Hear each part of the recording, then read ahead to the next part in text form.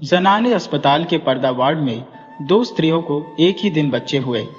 कमरा नंबर 5 में बाबू राधेश्याम जी की स्त्री मनोरमा को दूसरी बार पुत्र हुआ था।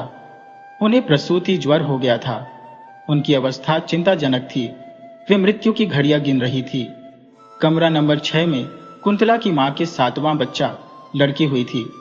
मां बेटी दोनों स्वस्थ और प्रसन्न थी। घर में कोई बड़ा आदमी न होने के कारण मां की देखभाल कुंतला ही करती थी। उसके पिता एक दफ्तर में नौकरी करते थे। उन्हें पत्नी की देखभाल करने की फुर्सत ही कहाँ थी। पंडित राधेश्याम जी एडवोकेट अपनी मां और कई नौकरों के रहते हुए भी पत्नी को छोड़कर कहीं न जाते थे। 10 दिन के बाद कुंतला की मां पूर्ण स्वस्थ होकर बच्ची समेत अपने घर चली गई और उसी दिन राधेश्याम जी की स्त्री का देहांत हो गया। अपने नवजात शिशु को लेकर वे भी घर आए, किंतु पत्नी विहीन घर उन्हें जंगल से भी अधिक सूना मालूम हो रहा था। पत्नी के देहांत के बाद राधेश्याम जी ने दृढ़ निश्चय कर लिया था कि वे दूसरा विवाह नहीं करेंगे।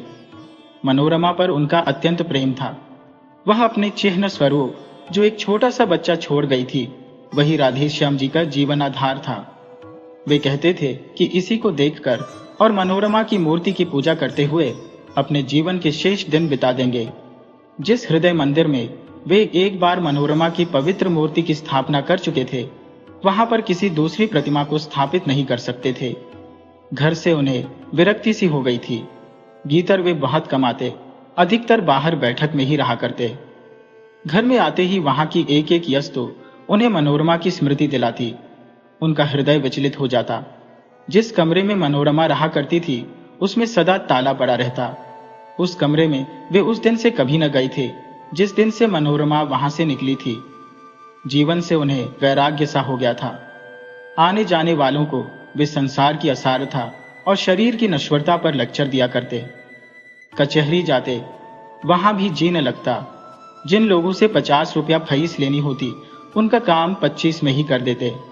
गरीबों के मुकदमों में वे बिना फीस के ही खड़े हो जाते।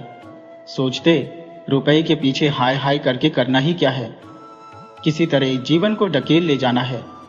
तात्पर्य यह कि जीवन में उन्हें कोई रुचि ही न रह गई थी। दूसरे विवाह की बात आते ही उनकी गंभीर मुद्रा को देखकर किसी को अधिक कहने सुनने का साहसहीन होता। अतएव सभी यह समझ चुके थे कि राधेश्याम जी अब दूसरा विवाह न करेंगे। उनकी माता ने भी उनसे अनेक बार दूसरे विवाह के लिए कहा, किंतु वे टस से मस न हुए। अंत में वे अपनी इस इच्छा को साथ ही लिए हुए इस लोक से विदा हो गए। इसके कुछ ही दिन बाद राधेश्याम जी जब एक दिन अपनी बैठक में कुछ मित्रों के साथ बैठे थे और बाहर उनका लड़का हरिहर नौकर के साथ खेल रहा था, सामने से एक तांगा निकला। न जाने कैसे तांगे का एक पहिया निकल गया और तांगा कुछ दूर तक घिसटता हुआ चला गया।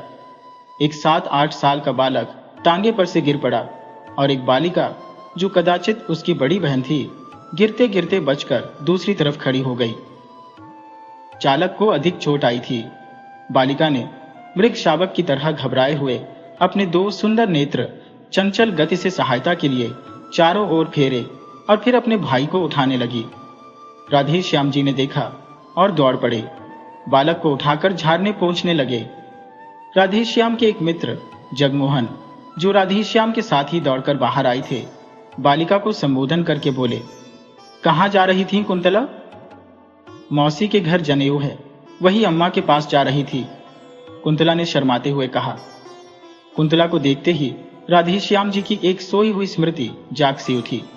दूसरा तांगा बुलवाकर कुंतला को इसमें बैठाकर उसे रवाना करके राधेश्याम जगमोहन के साथ अपनी बैठक में आ गए।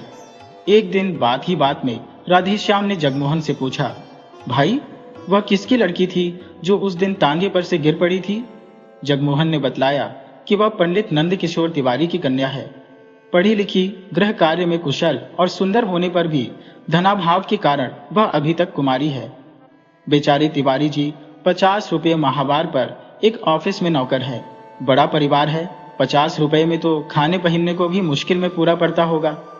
फिर लड़की के विवाह के लिए 2-3 हजार रुपए कहाँ से लावें? कान्य कुब्जों में तो बिना भरौनी के कोई बात ही नहीं करता। कष्ट में है बेचारे। लड़की सयानी है, पढ़ा लिखा कर किसी मूर्ख के गले भी तो नहीं बांधते बनता।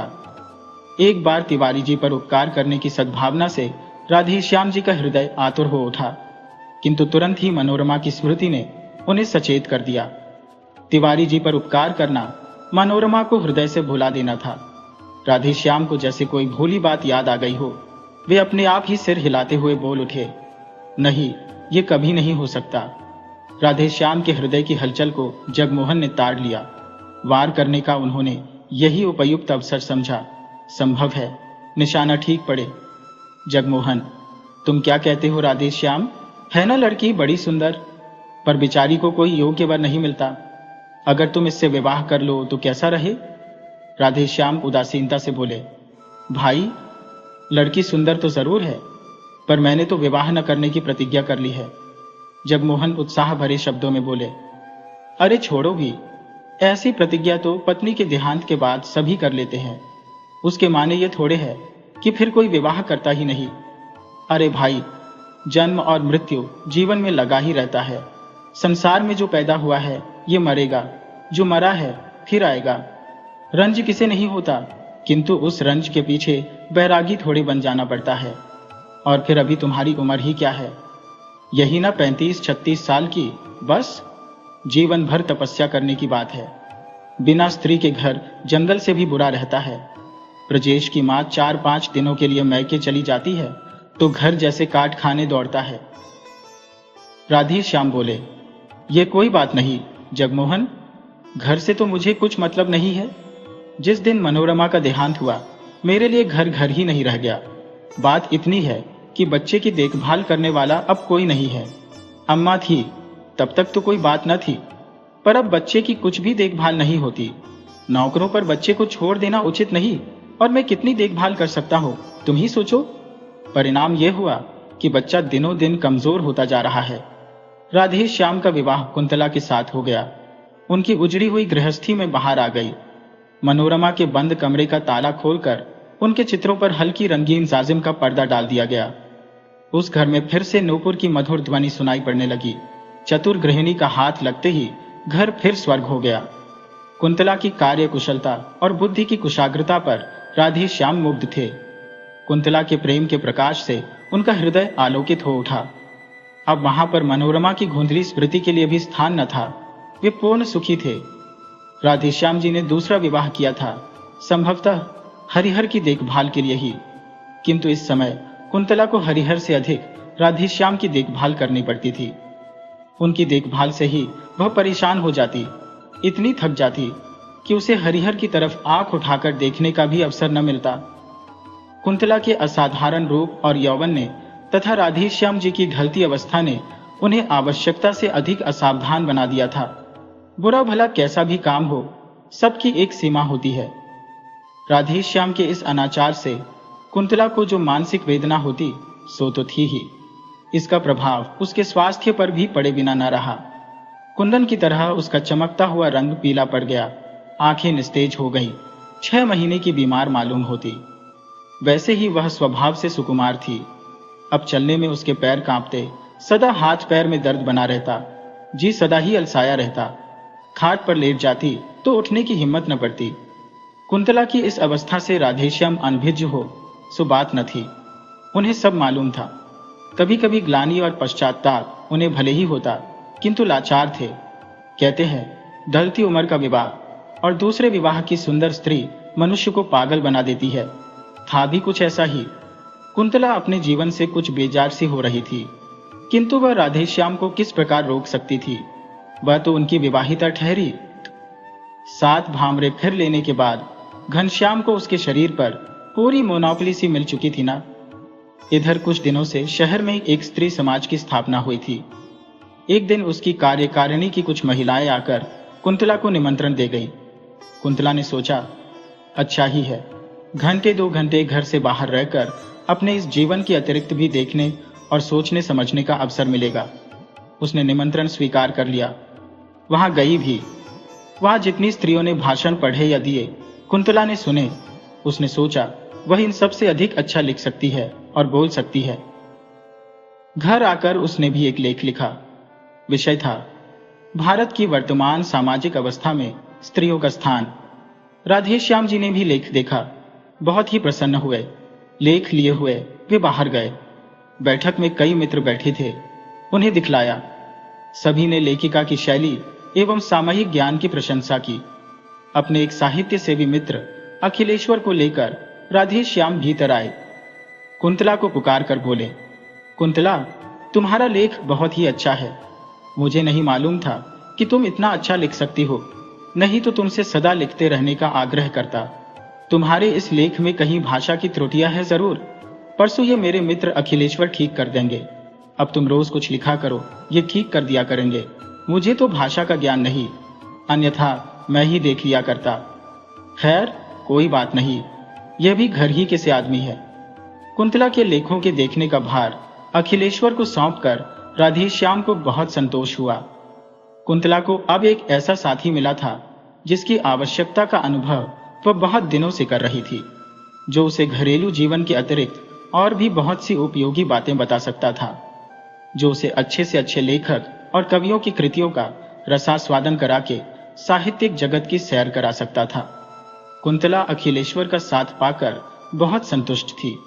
अब उसे अपना जीवन उतना कष्टमय और नीरस न मालूम होता था। कुंतला और अखिलेश्वर प्रतिदिन एक बार अवश्य मिला करते। कुंतला की अभिरुचि साहित्य की ओर देखकर उसकी विलक्षण कुशाग्र बुद्धि एवं लेखन शैली की असाधारण प्रतिभा पर अखिलेश्वर मुग्ध थे। वे उसे एक सुयोग्य रमणी बनाने में तथा उसकी प्रतिभा को पूर्ण रूप से विकसित करने में सदा प्रयत्नशील रहते थे। लाइब्रेरी में जाते, अच्छी से अच्छी पुस्तकें लाते और उसे घंटों पढ़कर सुनाया करते। कवि वर्शेली, टेनिसन और कीचस तथा महाकवि शेक्सपियर इत्यादि की ऊंचे दर्जे की कविताएं पढ़कर उसे समझाते, उसके सामने व्याख्या तथा आलोचना करते और उससे करवाते। हिंदी के धुरंधर कवियों की रचनाएं सुनाकर वे कुंतला की प्रवृत्ति कविता की ओर फेरना चाहते थे। उनका विश्वास था कि कुंतला लेखों से कहीं अच्छी कविताएं लिख सकेगी, किंतु अब राधेश्याम को कुंतला के पास अखिलेश्वर का बैठना अखरने लगा था। वे कभी कभी सोचते, शायद कुंतला के सुंदर रूप पर ही रीझकर अखिलेश्वर उसके साथ इतना समय व्यतीत करते हैं, किंतु वे प्रकट में कुछ न कह सकते थे, क्योंकि उन्होंने स्वयं ही तो उनका आपस में परिचय कराया था। कुंतला राधेश्याम के मन की बात समझती थी, इसलिए वह बहुत सतर्क रहती, किंतु फिर भी यदि कभी भूल से उसके मुंह से अखिलेश्वर का नाम निकल जाता तो राधेश्याम के हृदय में ईर्ष्या की अग्नि भभक उठती। अब अखिलेश्वर के लिए राधेश्याम के हृदय में मित्र भाव की अपेक्षा ईर्ष्या का भाव ही अधिक था। इन्हीं दिनों कुंतला ने 2-4 तुकबंदियां भी की, जिनमें कल्पना की बहुत ऊंची उड़ान और भावों का बहुत सुंदर समावेश था, किंतु शब्दों का संगठन उतना अच्छा नहीं था। अपने हाथ के लगाए हुए पौधों में फूल आते देखकर जिस प्रकार किसी चतुर्माली को प्रसन्नता होती है, उसी प्रकार कुंतला की कविताएं देखकर अखिलेश्वर खुश हुए। उन्होंने कविताएं कई बार पढ़ी और राधेश्याम को भी पढ़कर सुनाई। कुंतला की बुद्धि की बड़ी प्रशंसा की, किंतु राधेश्याम खुश न हुए। उन्हें ऐसा मालूम हुआ कि जैसे कुंतला ने अखिलेश्वर के विरह में ही विकल होकर ये कविताएं लिखी हैं। अखिलेश्वर निष्कपट और निःस्वार्थ भाव से कुंतला का शिक्षण कर रहे थे। उन्हें कुंतला से कोई विशेष प्रयोजन न था। कुंतला के इस शिक्षण से उन्हें इतना ही आत्मसंतोष था कि वे साहित्य की एक सेविका तैयार कर रहे हैं, जिसके द्वारा कभी न कभी साहित्य की कुछ सेवा अवश्य होगी। राधेश्याम के हृदय में इस प्रकार उनके प्रति ईर्ष्या के भाव प्रज्वलित हो चुके हैं, इसका उन्हें ध्यान भी न था, क्योंकि उनका हृदय निर्मल और पवित्र था। अखिलेश्वर कई दिनों तक लगातार बीमार रहने के कारण घर के बाहर न निकल सके। खाट पर अकेले पड़े पड़े धन्नियां गिनते हुए उन्हें अनेक बार कुंतला की याद आई। कई बार उन्होंने सोचा कि उसे बुलवा भेजे, फिर जाने क्या आगा पीछा सोचकर वे कुंतला को न बुला सके। इधर कई दिनों से अखिलेश्वर का कुछ भी समाचार न पाकर कुंतला भी उनके लिए उत्सुक थी। वह बार बार सोचती, एकाएक इस प्रकार आना क्यों बंद कर दिया, क्या बात हो गई? किंतु वह अखिलेश्वर के विषय में राधेश्याम से कुछ पूछते हुए डरती थी। इसी बीच एक दिन कुंतला की मां ने कुंतला को बुलवा भेजा। राधेश्याम कुंतला से यह कहकर कि जब तांगा आवे तुम चली जाना, कचहरी चले गए।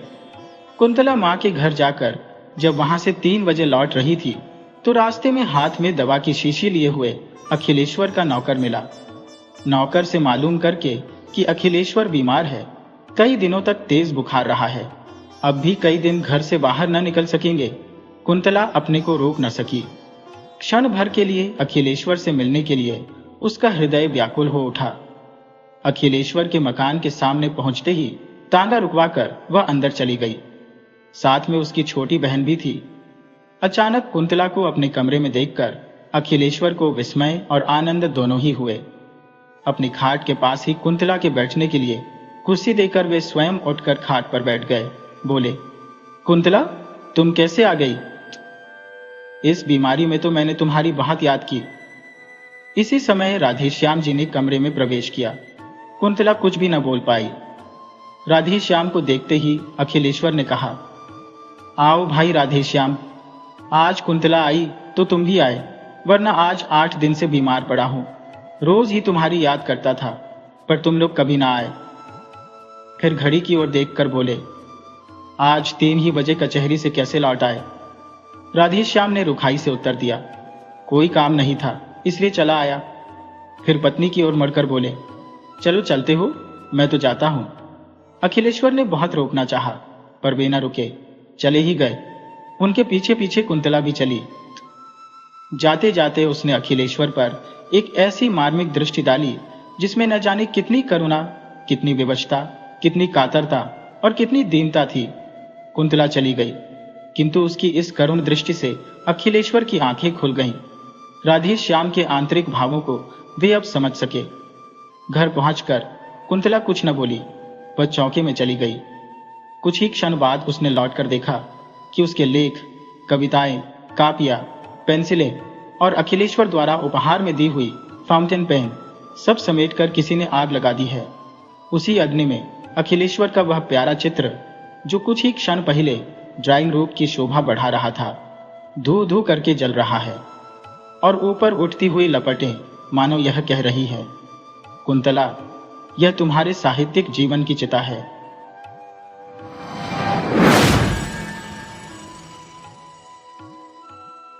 चैती पूर्णिमा ने संध्या होते होते दरिद्री को दूध से नहला दिया। बसंती हवा के मधुर स्पर्श से सारा संसार एक प्रकार के सुख की आत्मविस्मृति में बेसुध सा हो गया।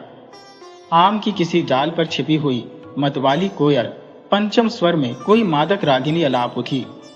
वृक्षों के झुरमुट के साथ चांदनी के टुकड़े अटखेलियां करने लगे, परंतु मेरे जीवन में न सुख था और न शांति।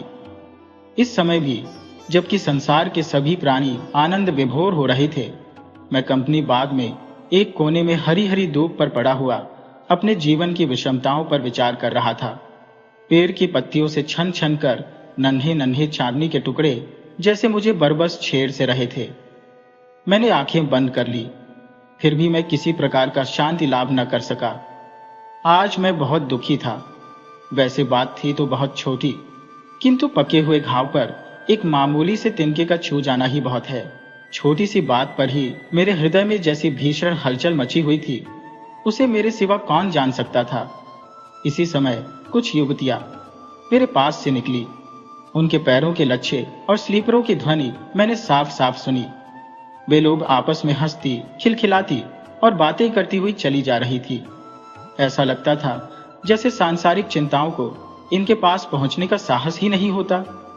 परंतु मुझे उनसे क्या प्रयोजन? मैंने तो उनकी ओर आंख उठाकर देखा भी नहीं। देखकर करता भी क्या? व्यर्थ ही हृदय में एक प्रकार की टीस उठती, वेदना और बढ़ जाती। मेरे लिए तो कदाचित विधाता ने अपने ही हाथों एक निरक्षरा और बेढंगी प्रतिमा का निर्माण किया था, जो इच्छा न होने पर भी बरबस मेरे जीवन के साथ बांध दी गई थी, जिसके सहवास से मेरा सुखी जीवन, मेरा आशावादी हृदय, कल्पना के पंखों द्वारा ऊंची से ऊंची उड़ान भरने वाला मेरा मन सभी दुख तथा घोर निराशा से न जाने कितनी भीषण वेदना का अनुभव कर रहे थे। जिस दिन मैंने पहले पहल यशोदा को देखा, मैं कह नहीं सकता कि मेरी मानसिक स्थिति कितनी भयंकर थी।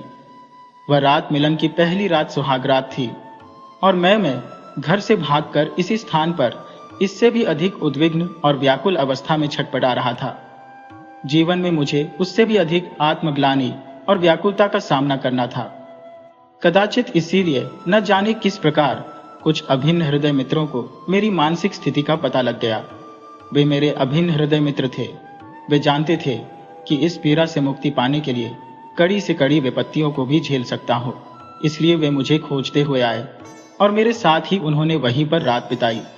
इसके बाद क्रमशः मेरी अवस्था कुछ संभली और बहुत कुछ तो मित्रों के आग्रह से और कुछ कुछ किसी प्रकार जीवन के दिन काट देने के लिए मैंने यशोदा को शिक्षिता बनाना चाहा, किंतु परिणाम कुछ न हुआ। क से कबूतर और ख से खरगोश, इसके आगे यशोदा न पढ़ सकी। उसे पढ़ने लिखने की तरफ जैसे रुचि ही न थी। पढ़ने के लिए जब मैं उससे प्रेममय अनुरोध करता तो वह प्रायः यही कह के टाल दिया करती, अब मुझे पढ़ लिख के क्या करना है, नौकरी करवाओगे? अपने प्रश्नों के उत्तर में इस प्रकार की बातें सुनकर मुझे कितनी मार्मिक पीड़ा होती थी। मेरा हृदय कितना विचलित हो उठता था। यशोदा न तो समझती थी और न उसने कभी समझने का प्रयत्न ही किया। परिणाम यह हुआ कि मुझे घर से बिल्कुल विरक्ति हो गई। कोई भी आकर्षण शेष न रह जाने के कारण मैं घर बहुत कम जाने लगा। महीने में एकाध बार ही मैं घर पर भोजन करता। यदि भोजन के समय किसी मित्र के घर होता तो उसके आग्रह से वही, अन्यथा किसी होटल में मेरा प्रतिदिन का भोजन होता। प्रायः बहुत से दिन तो चाय के एक दो प्यालों पर ही बीत जाया करते। तात्पर्य यह कि मेरा स्नान, भोजन, सोना, जागना सभी कुछ अनियमित था। नियमित रहता भी कैसे? मैं अपनी इस उठती जवानी में ही बुढ़ापे का अनुभव कर रहा था। जीवन मुझे भार सा प्रतीत होता। न किसी प्रकार की इच्छा शेष थी, न आकांक्षा, न उत्साह था और न उमंग। जीवन को किसी प्रकार ढकेले लिया जाता था। मैं स्वभाव से ही अध्ययनशील, विद्यानुरागी, स्वाभिमानी, भावुक और अल्पभाषी था। मैं अपने कुछ इने गिने मित्रों को छोड़ अन्य लोगों से बहुत कम मिलता जुलता था। प्रायः अपना अधिकांश समय अध्ययन में ही बिताया करता था। मेरी लाइब्रेरी में संसार के प्रायः सभी विद्वान लेखकों की कृतियां अलमारियों में सजी थी। उन्हें मैं अनेक बार पढ़कर भी फिर से पढ़ने का इच्छुक था।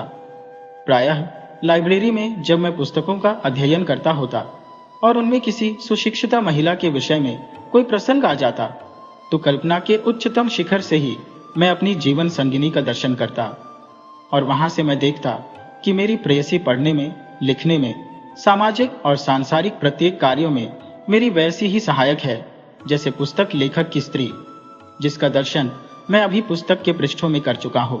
यही कारण था कि विवाह के बाद मुझे इतनी अधिक निराशा हुई। मैं कल्पना के जिस शिखर पर विचरण कर रहा था वहां से एकदम नीचे गिर पड़ा। यशोदा को पढ़ने लिखने की ओर से उतनी ही अरुचि थी जितनी मेरी उस ओर रुचि थी। गृहस्थी के कामों में भी वह विशेष निपुण न थी। इसके अतिरिक्त न उसमें रूप था, न आकर्षण और न बातचीत का ढंग ही सुरुचि के अनुकूल था। उसे साधारण सी बात करते समय भी मैं प्रायः जल्ला उठता, जिससे मुझे तो मानसिक कष्ट होता ही, साथ ही यशोदा को बिना कारण ही मेरी डांट सुननी पड़ती और उसे कष्ट होता। इसलिए मैंने घर जाना बहुत कम कर दिया। प्रायः जब मैं पढ़ते पढ़ते थक जाता तब मित्रों के घर, और जब किसी कारणवश मित्र लोग भी घर पर न मिलते तब मुझे कंपनी बाग के इसी कोने में हरी हरी धूप पर ही आश्रय मिलता था। कभी कभी उसी धूप पर पड़े पड़े मैं कब सो जाता पता नहीं। पक्षियों का कलरव सुनकर ही मेरी आंख खुलती। मेरे घर वाले इन बातों को बहुत अच्छी तरह जानते थे। अपने विवाह के बाद से मैं बहुत विद्रोही स्वभाव का हो उठा था। इसीलिए न तो वे लोग मुझे खोजने का प्रयत्न करते और न मेरी दिनचर्या या तपश्चर्या में बाधा डालकर मुझे छेड़ते थे। वे जानते थे कि यदि मुझे उन्होंने छेड़ा तो इसका परिणाम किसी प्रकार भी अच्छा न होकर बुरा ही हो सकता है। आज इसी प्रकार अपने जीवन से घबराकर न जाने किस विचारधारा में डूबा हुआ मैं लॉन पर पड़ा था। वे युवतियां घूमती हुई फिर लौटी और मेरे पास ही पड़ी हुई बेंच पर बैठ गई। एक बोली, यहां तो कोई पड़ा है जी। दूसरी ने कहा, रहने भी दो, पड़ा है तो हमारा क्या कर लेगा, आओ जरा बैठ लें, फिर चलेंगे। तीसरी उठकर खड़ी हो गई। स्वर को कुछ धीमा करके बोलो, हमारा कर तो कुछ न लेगा, पर हमारी बातचीत की आजादी में तो बाधा आएगी। चलो कहीं और बैठे, इतना बड़ा तो बगीचा पड़ा है, क्या यही जगह है? वह उठी, उठकर जाने लगी। यह है। एक दूसरी ने उसका हाथ पकड़कर खींचा। उसे बैठाते हुए बोली, बैठो भी कहाँ जाओगी? अब तो वह समय है जबकि स्त्रियों को भी पुरुषों के समान अधिकार दिए जाने की हर जगह चर्चा है। फिर उस अधिकार का हम ही क्यों ना उपयोग करें? विरले ही पुरुष स्त्रियों से ऐसे दूर दूर भागते होंगे, अन्यथा पुरुषों का तो स्वभाव होता है कि जहां स्त्रियों को देखा फिर चाहे काम हो चाहे ना हो उस ओर जाएंगे अवश्य। ये रेलवे स्टेशन का, स्नान घाटों का, सड़कों और दुकानों का हमारा प्रतिदिन का अनुभव है। यदि ठीक न कहती हो तो मेरी बात न मानो। और तुम ऐसे व्यक्ति से जिसके विषय में ठीक ठीक पता भी नहीं कि स्त्री है कि पुरुष, ऐसे दूर भागी जा रही हो जैसे कोई संक्रामक बीमारी हो। कहते कहते उसने फिर उसका हाथ बैठाने के लिए खींचा, किंतु वह बैठी नहीं, चिल्ला पड़ी, छोड़ दो सरला, तुम्हारे खींचने से मेरी अंगूठी भी गिर गई। एक तो वैसे ही मैं उसे नहीं पहनती, आज ही पहनी और गिर गई। बातचीत का प्रवाह बदल गया। सबकी सब घबराकर खड़ी हो गई। यहां वहां जहां गिरी थी उससे बहुत दूर तक अंगूठी की खोज होने लगी। वे करीब 10 मिनट तक उठकर, बैठकर, झुककर अंगूठी खोजती रही, पर वह न मिली। उनमें से एक तो मेरे बहुत पास तक आ गई। मैं घबराकर उठ बैठा। आशंका हुई कि कहीं अंगूठी का चोर मैं ही न समझा जाऊं। जी चाहा कि मैं भी उनकी अंगूठी ढूंढने लगूं, पर उनकी अंगूठी बिना उनकी अनुमति के कैसे ढूंढता? मैं जानता था कि उनकी अंगूठी खोई है। फिर भी बातचीत का सिलसिला जारी करने के लिए उनके समीप पहुंचकर कुछ संकोच के साथ मैंने पूछा, आप लोग क्या ढूंढ रही है? क्या मैं आपकी कुछ सहायता कर सकता हूं? अंगूठी की मालकिन बोल उठी, मेरी अंगूठी गिर गई है, बड़ी कीमती अंगूठी है। इसके बाद मैं कुछ न बोला।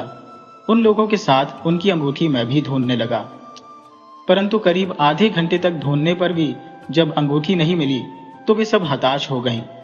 मुझे उनकी दशा पर बड़ी दया सी आई। मैंने अंगूठी की स्वामिनी से कहा, यदि आप मुझ पर विश्वास कर सकती हो तो आप निश्चिंत होकर अपने घर जाइए। अब रात बहुत हो चुकी है, कोई आदमी यहाँ आएगा नहीं और मैं रात भर यहीं रहूंगा। सवेरे उठकर आपकी अंगूठी ढूंढकर आपको दे जाऊंगा। बस आप मुझे अपना पता भर बतला दें। पहले तो वह कुछ झिझकी, सिर से पैर तक उसने एक बार मुझे देखा, फिर न जाने क्या सोचकर बोली, मेरा नाम ब्रजांगना है, मैं पंडित। पास की दूसरी युवती ने उसके अधूरे वाक्य को पूरा किया, पंडित नवल किशोर की स्त्री है। ब्रजांगना फिर बोल उठी, मेरा मकान नंबर 155 सिविल लाइन में है। ब्रजांगना नाम सुनते ही मैं चौंक सा पड़ा। ब्रजांगना, क्या वही ब्रजांगना है जिसके विषय में मैं बहुत कुछ सुन चुका हूं? वही चरित्र भ्रष्ट ब्रजांगना है? ईश्वर, मैं सिहर उठा। मैं तो उसे देखना भी न चाहता था, किंतु अब क्या करता? उसकी अंगूठी ढूंढ देने का वचन दे चुका था, और वचन देने के बाद पीछे हटना मैंने सीखा ही न था। अब मुक्ति का कोई साधन न देखकर मैं चुप ही रहा। पास ही खड़ी हुई दूसरी युवती ने प्रश्न किया, आप रात भर यहीं रहेंगे, घर न जाएंगे? मेरे मुंह से अचानक निकल गया, घर? मेरा घर कहाँ है? कहाँ जाऊं? ये बात न जाने किस धुन में मैं कह तो गया, किंतु कहने के साथ ही मुझे अफसोस भी हुआ। आखिर यह बात इनसे मैंने क्यों कही? मैं बिना घर का हो या घर से बहुत विरक्त, ये इन स्त्रियों के सामने प्रकट करके मैंने क्या इनसे किसी प्रकार की सहानुभूति पाने की आशा की थी? किंतु बहुत टटोलने पर भी अपने हृदय में उन स्त्रियों से किसी प्रकार की सहानुभूति प्राप्त करने की लालसा मुझे न मिली। अचानक इसी समय कहीं से मंदाकिनी आकर बोल उठी, ओहो योगेश भैया, तुम बिना घर के कब से हो गए? अच्छी बात है, मैं जाकर भाभी से पूछूंगी कि क्या भैया को घर से निकाल दिया है। मंदाकिनी की बात का कुछ उत्तर न देकर मैंने दृढ़ और गंभीर स्वर में ब्रजांगना से कहा, मैंने आपसे अभी कहा ना कि मैं आपकी अंगूठी सवेरे ढूंढ कर दे दूंगा, और उस अंगूठी के लिए मैं रात भर यहां रहूंगा भी। यदि आपको मेरी बात पर विश्वास हो तो आप निश्चिंत होकर घर जाइए, अंगूठी आपको सवेरे मिल जाएगी। ब्रजांगना ने निश्चितता की सांस ली। इस समय वह अधिक संतुष्ट जान पड़ती थी, क्योंकि मुझे मंदाकिनी भी पहचानती थी। मंदाकिनी फिर बोली, योगेश भैया, तुम्हारे दृढ़ निश्चयी स्वभाव को कौन नहीं जानता। तुमने जब ढूंढ देने की जिम्मेदारी ली है तब बिरजा भाभी की अंगूठी मिले बिना न रहेगी। ब्रजांगना ने फिर मुझ पर विनयपूर्ण दृष्टि डाली और वह उन सब स्त्रियों के साथ चली गई, उस दृष्टि से जैसे उसने कहा कि मेरी अंगूठी न भूलना, जरूर ढूंढ देना। उसी बेंच पर पड़े पड़े मैंने रात काट दी। सवेरे चिड़ियों के चहचहाने के साथ ही उठ बैठा। अभी पूरा पूरा प्रकाश भी नहीं हो पाया था। मैंने उत्सुक आंखों को एक बार चारों तरफ अंगूठी के लिए घुमाया, किंतु वह कहीं न दिखी। फिर मैंने झुककर बेंच के नीचे देखा। नन्ही सी अंगूठी जिसमें एक कीमती बड़ा सा हीरा चमक रहा था, बेंच के पाए से सटी पड़ी थी। मैंने झुककर अंगूठी उठा ली। प्रयत्न करने पर भी वह मेरी किसी उंगली में ना आई। मैंने उसे जेब में रखकर नल पर जाकर हाथ मुंह धोया और फिर सिविल लाइन की ओर चल पड़ा। बंगला ढूंढने में मुझे विशेष प्रयत्न न करना पड़ा, क्योंकि ब्रजांगना और उनके पति पंडित नवल किशोर जी दोनों ही नगर के लब्ध प्रतिष्ठित व्यक्तियों में से थे। चपरासी से मैंने अपना कार्ड अंदर भिजवाया, जिसके उत्तर में स्वयं ब्रजांगना आती हुई दिखी। उस सादी सरलता की प्रतिमा ब्रजांगना के प्रथम दर्शन में ही मैं उसका भक्त हो गया। वह मुझे बड़े आदर और प्रेम के साथ ड्राइंग रूम में ले गई। टेबल के पास बैठे हुए उसके पति अखबार पढ़ रहे थे। उसने अंदर जाते ही अपने पति का मुझसे परिचय कराया। फिर मेरी ओर देखकर उसने पति से कहा, इनके विषय में तो मैं अधिक नहीं जानती, पर इतना जानती हो कि कल आपने मेरे साथ अत्यंत सज्जनतापूर्ण बर्ताव किया है। आपका पूरा नाम तो अभी कार्ड पर ही देखा। इसके बाद ब्रजांगना ने अपने पति से शाम के समय का अंगूठी के खोने का सारा किस्सा कह दिया। मैंने जेब से अंगूठी निकालकर धीरे से ब्रजांगना के सामने रख दी। अंगूठी पाकर वह कितनी प्रसन्न थी, यह उसकी कृतज्ञता भरी आंखों और उल्लास भरे चेहरे से ही प्रकट हो रहा था। पंडित नवल किशोर जी के चेहरे पर कुछ अधिक भाव परिवर्तन न हुआ। वह केवल जरा सा मुस्कुराकर बोले, और यदि यह अंगूठी न लाते तब क्या करती विरजो? ब्रजांगना ने विश्वास सूचक स्वर में कहा, लाते कैसे नहीं? अंगूठी तो मैंने इन्हीं के ऊपर छोड़ी थी ना। सबके भरोसे थोड़े मैं अपनी ये अंगूठी छोड़ आती। नवल किशोर थोड़ा फिर मुस्क गए। हंसी तो कुछ मुझे भी आई, परंतु यह सोचकर कि प्रथम परिचय में ही हंसने की स्वतंत्रता लेना कहीं मेरे पक्ष में अशिष्टता न समझी जाए, मैंने अपनी हंसी रोक ली। पर एक प्रश्न मेरे मस्तिष्क में बार बार घूमने लगा। आखिर बिना परिचय के और बिना जान पहचान के ब्रजांगना ने मुझ में कौन सी बात देखी जो वह मुझ पर इतना विश्वास कर बैठी? चेहरे से मैं नवल किशोर को पहचानता था और वह मुझे, परंतु हमारा आपस में परिचय न था। उस दिन इस प्रकार उस अंगूठी ने हमारा आपस में परिचय कराया। उनके आग्रह से उस दिन मैंने उन्हीं लोगों के साथ चाय पी और उनके अनुरोध से कभी कभी उनके घर आने भी लगा। कुछ दिन उन लोगों के यहाँ आने जाने के बाद मैंने अनुभव किया, वे पति पत्नी दोनों मिलनसार, हंसमुख, सीधे सच्चे और सरल स्वभाव के व्यक्ति हैं। ब्रजांगना के विषय में मैंने जितनी तरह की बातें सुन रखी थी, वे मुझे सभी निर्मूल और अनर्गल प्रतीत हुई। ब्रजांगना के हृदय की महानता और उसके सद्व्यवहारों ने मेरे हृदय में उसके प्रति श्रद्धा और विश्वास के ही भाव जागृत किए। उन दोनों पति पत्नी के रहन सहन, बात व्यवहार को देखते हुए किसी प्रकार के संदेह के लिए कोई स्थान न रह जाता था। ब्रजांगना सीधी, भोली और उदार प्रवृत्ति की स्त्री थी। उनके उस छोटे से घर में प्रेम, विश्वास, आदर और आनंद का ही आधिपत्य था। घृणा, अपमान, ईर्ष्या और दाह का वहां तक प्रवेश ही न हो पाता था। ब्रजांगना की यह धारणा थी कि अपने घर में आया हुआ शत्रु भी अपना अतिथि हो जाता है और अतिथि का अपमान करना उसकी दृष्टि में बड़ा ही निंदनीय काम था। इसलिए अपने घर में आए हुए उन व्यक्तियों के साथ भी जिनके प्रति ब्रजांगना के हृदय में किसी प्रकार की श्रद्धा या आदर के भाव न होते थे, वह व्यक्ति बिना जलपान के कदाचित ही वापस जाता था। वह बुरे मनुष्यों से घृणा न करके उनकी बुराइयों से घृणा करती थी और भरसक उन्हें किसी प्रकार उन बुराइयों से बचाने का प्रयत्न भी करती। वह संसार के छल प्रपंचों से परिचित न थी। उसके सामने भगवान बुद्ध और महात्मा ईसा के महान आदर्श थे, जिनके अनुसार चलकर इस छोटी सी जिंदगी में वह लोगों के साथ केवल कुछ भलाई ही कर जाना चाहती थी। इसीलिए उसे बहुत कम लोग समझ पाते थे। उसे तो वह समझ सकता था जो उसके पास, बहुत पास पहुंचकर उसे देखे। दूर से देखने वालों के लिए ब्रजांगना एक पहेली और बड़ी जटिल पहेली थी, जिसे हल करना कोई साधारण बात न थी। मैं ब्रजांगना के जीवन के साथ बहुत घुल मिल गया था। मैंने उसे अच्छी तरह देखा और भली भांति पहचाना था। ब्रजांगना मानवी नहीं देवी थी, जिसे कदाचित दैवी अभिशाप के ही कारण कुछ दिनों के लिए मानव जन्म धारण करना पड़ा था। धीरे धीरे हमारा मेल जोल बहुत बढ़ गया। अब मेरे अभिन्न हृदय मित्रों में से यदि कोई मेरे बहुत समीप था तो वह थी वृजांगना। अपने सच्चे स्नेह और आदर से वृजांगना ने मुझे इस तरह बांध लिया था कि मैं उसके छोटे छोटे आग्रह और अनुरोध को भी न टाल सकता था। अब उसके अनुरोध से मेरे सभी काम नियमित रूप से होने लगे। उसके सरल प्रेम ने मुझ में नवस्फूर्ति फूंक दी। मैं अपने आप में नए जीवन का अनुभव करने लगा। मुझे ऐसा लगता था जैसे अभी अभी संसार में प्रवेश किया हो। मनुष्य में दो प्रकार की प्रवृत्तियां होती है, एक तो देव प्रवृत्ति और दूसरी राक्षसी। न जाने क्यों वृजांगना को देखते ही मेरी देव प्रवृत्ति किधर अंतर्हित हो जाती और राक्षसी प्रवृत्ति इतनी प्रबल हो उठती कि उसे रोकना मेरे लिए बहुत कठिन हो जाता। वृजांगना को देखते ही मेरा ज्ञान, मेरा विवेक और मेरी बुद्धि जैसे सभी मेरा साथ छोड़ देते थे। इसके लिए मैं अपने आप को न जाने कितना धिक्कारता था। नवल किशोर को भैया और वृजांगना को भाभी कहा करता था। सचमुच ही उनके प्रति मेरे हृदय में यही पूज्य भाव थे। एकांत में इस दलील को सामने रखकर मैंने अपनी इन राक्षसी प्रवृत्तियों को कुचल डालने का न जाने कितना प्रयत्न किया। मैं चरित्रहीन न था। विवाहिता स्त्री मेरे लिए देवी की तरह पूज्य और आदर योग्य होती थी। वृजांगना को भी मैं इसी पूज्य दृष्टि से देखा करता था।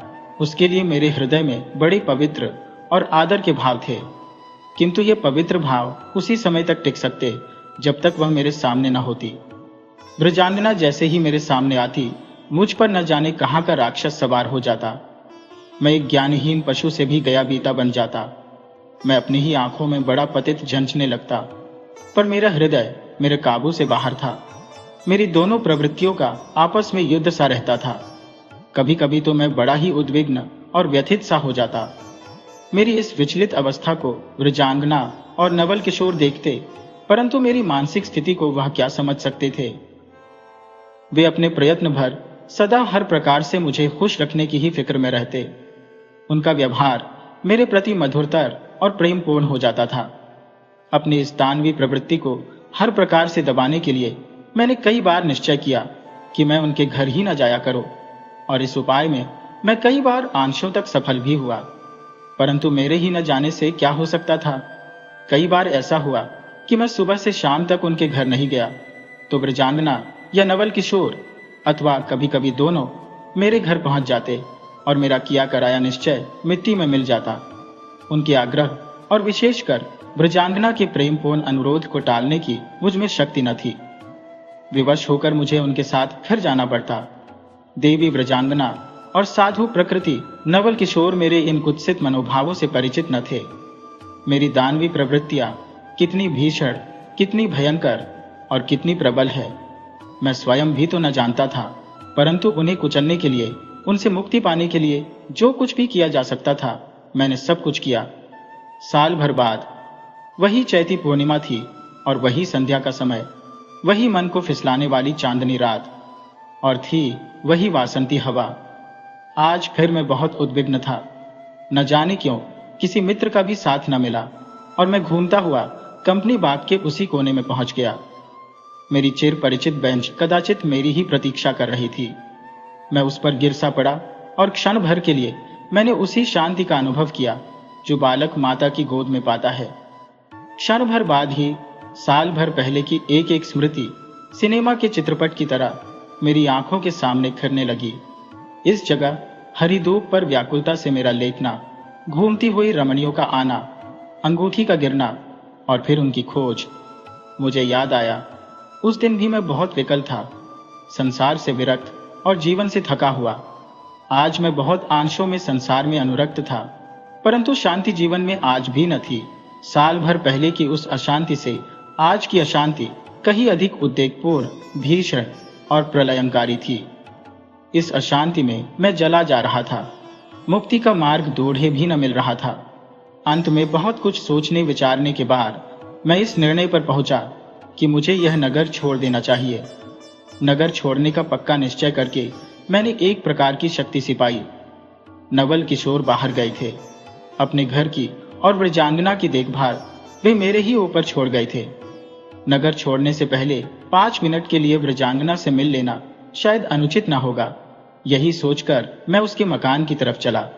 साथ ही मुझे यह भी जानना था कि नवल किशोर कब लौटने वाले हैं। जब मैं उनके घर पहुंचा, करीब 8 बज रहे थे। वह सबसे ऊपर वाली छत पर एक कालीन डाले पड़ी थी। मुझे देखते ही उठकर बैठ गई। मैं उसके घर आज कई दिनों में आया था। वह कुछ नाराजगी के साथ अधिकारपूर्ण स्वर में किंतु मुस्कुराती हुई बोली, तुमने तो आना ही छोड़ दिया योगेश, क्या किया करते हो? वे घर नहीं है तो क्या तुम्हें भी ना आना चाहिए? मैंने उसकी बात का कुछ उत्तर न देते हुए पूछा। नवल भैया कब आएंगे बिरजो? कल सवेरे 4 बजे की गाड़ी से, वह प्रसन्न होती हुई बोली। मैंने एक निश्चिंतता की सांस ली। मैं सुबह यहां से जाऊंगा, उस समय तक नवल किशोर आ जाएंगे, बिरजो अकेली न पड़ेंगी। इससे मुझे प्रसन्नता ही हुई। पास ही आए हुए कई दिन के लीडर पड़े थे जिनसे बिरजो को विशेष प्रेम न था, अतएव वे खोले भी न गए थे। मैंने तारीखवार उन्हें देखना शुरू किया। मुझे पढ़ते देख ब्रजांगना फिर कुछ न बोली। वह मेरे स्वभाव से भली भांति परिचित थी, अतएव पढ़ने लिखने के समय वह मुझसे कभी किसी प्रकार की बातचीत न करती थी। कुछ देर बाद मेरी तंद्रा सी टूटी। घड़ी पर नजर पड़ते ही देखा कि काफी रात बीत चुकी है। मैं तो केवल 5 मिनट के लिए आया था। ब्रजांगना सो चुकी थी। काले कालीन पर उसका मुंह पृथ्वी पर एक दूसरा पूर्णिमा का चांद सा दिख रहा था। उसे मैं क्षण भर देखता रहा। मेरा विवेक, मेरा ज्ञान, मेरी बुद्धि जाने कहां अंतर्निहित हो गई। मैं अपने आपे में न रह गया।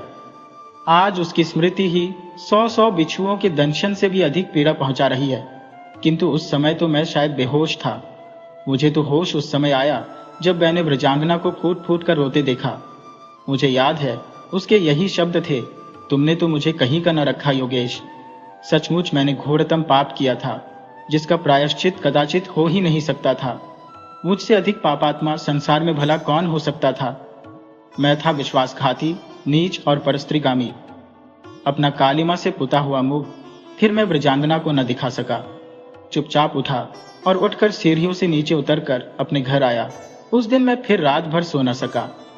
अपने दुष्कृत्य पर कितना लज्जित, कितना क्षुभित और कितना क्रोधित था मैं कह नहीं सकता। बार बार यही सोचता था कि आखिर मैं कई बार मरते मरते क्या इसी कलुषित कार्य को करने के लिए बच गया। यदि पहले ही मर चुका होता तो यह अनर्थ होता ही क्यों। ज्यों त्यों करके रात काटी। अभी पूरा प्रकाश भी न हो पाया था कि अपनी स्त्री से यह कह के कि मैं एक आवश्यक कार्य से कुछ दिनों के लिए बाहर जा रहा हूं, अपना जरूरी सामान लेकर घर से निकला। कहां जाने के लिए कह नहीं सकता, किंतु जाना चाहता था दूर, संसार से बहुत दूर, जहां से किसी भले आदमी पर मुझ पापी की छाया भी न पड़ सके। किंतु घर से निकलकर अभी 10 कदम भी न चल पाया था कि नवल किशोर का नौकर शीघ्रता से आता हुआ दिखा। किसी अज्ञात आशंका से मैं कांप सा उठा, किंतु फिर भी मैंने जैसे उसे देखा ही ना हो, इस भाव से तेजी से कदम बढ़ाए। नौकर ने मुझे भारी आवाज और दुख मिश्रित स्वर में पुकार कर कहा, ठहरो भैया, कहां जाते हो? तुम्हें बाबूजी ने जल्दी बुलाया है। मेरे पैरों के नीचे से जैसे धरती खिसक गई। नवल ने आते ही मुझे क्यों बुलाया? क्या ब्रजांगना ने उनके आते ही? मेरी समझ में कुछ न आया। फिर भी अपने को बहुत संभाल कर मैंने भीखू से पूछा, इसी समय बुलाया है? क्या कोई बहुत जरूरी काम है? बूढ़ा नौकर रो पड़ा। रोते रोते बोला, जरूरी काम क्या है भैया? बहू जी की तबीयत बहुत गाफिल है। संजा को अच्छी भली सोई थी और अब तो भगवान जो उठा के खड़ी करें तो खड़ी हो, नहीं तो कुछ आशा नहीं दिखती। मुझे चक्कर सा आने लगा। भीखू के साथ उसी समय नवल के घर की ओर चला। रात जिस घर में फिर कभी न जाने की प्रतिज्ञा करके निकला था, उसी घर की ओर फिर विक्षिप्तों की तरह चल पड़ा। आह, किंतु वहां तो मेरे पहुंचने के पहले ही सब कुछ समाप्त हो चुका था। नवल किशोर बच्चों की तरह फूट फूट कर रो रहे थे। उसका कंचन सा शरीर चिता पर धर दिया गया, आग लगा दी गई और वह धू धू करके जल उठी। हमारे देखते ही देखते उसका सोने का शरीर राख में मिल गया। इसी प्रकार मुझे भी जीते ही जला देना चाहिए। इस हरी भरी छोटी सी गृहस्थी को बीहड़ बनाने वाला नर पिशाच तो मैं ही हूं ना। मैं किस आग में जल रहा था, इसे मेरे सिवा और कौन समझ सकता था। सब लोगों के चले जाने के बाद बची खुची राख को समेटकर उसी समय मैंने वह नगर छोड़ दिया।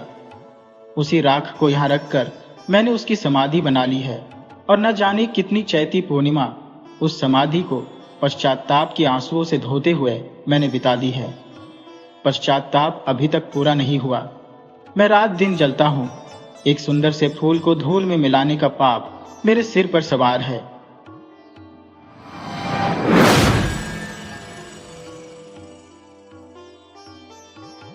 एक बार की बात है कि एक राजा था जिसको अपनी सेना पर बहुत गर्व था। वह अपने सिपाहियों पर पैसा भी बहुत खर्च करता था। सो एक बार उसको यह जानने की इच्छा हुई कि उसके सैनिक वास्तव में कितने बहादुर थे। उसने अपने आदमियों को हुक्म दिया कि वे शहर के बाहर एक मैदान में एक लड़ाई का इंतजाम करें। तुरंत ही उसके हुक्म का पालन हुआ। लड़ाई वाले दिन राजा साहब अपने वजीर और दीवानों के साथ मैदान में आ पहुंचे। जब वे उनकी लड़ाइयां देख रहे थे तो एक जंगली जानवर जिसके 7 टांगें थी वहां आया और उनके पास आकर गुर्राने लगा। राजा तो उसको देखकर बहुत ही आश्चर्य में पड़ गया। उसने उसको मारना चाहा पर वह वहां से भाग गया। राजा अपने तेज घोड़े पर सवार होकर अपना बड़ा वाला चाकू लेकर उसके पीछे भागा। 2 मील भागने के बाद वह जानवर रुक गया। वहां पहुंचकर उसने अपने आप को एक जोर का झटका दिया और वह एक झिन्न में बदल गया। वह राजा की तरफ पलटा और उसको खा गया। वजीर ने बड़ी वफादारी और लगन से राजा की 8 दिन तक खोज की पर उसकी कोई खबर नहीं मिली। सो उन्होंने उसके बेटे को बुलाया और उसकी जगह उसके बेटे को वहां का राजा बना दिया। एक दिन राजा के बेटे को यह जानने की बहुत जोर की इच्छा हुई कि उसके पिता की मौत कैसे हुई थी। उसने यह बात अपने वजीर से पूछी। वजीर ने उसको सब बातें बता दी।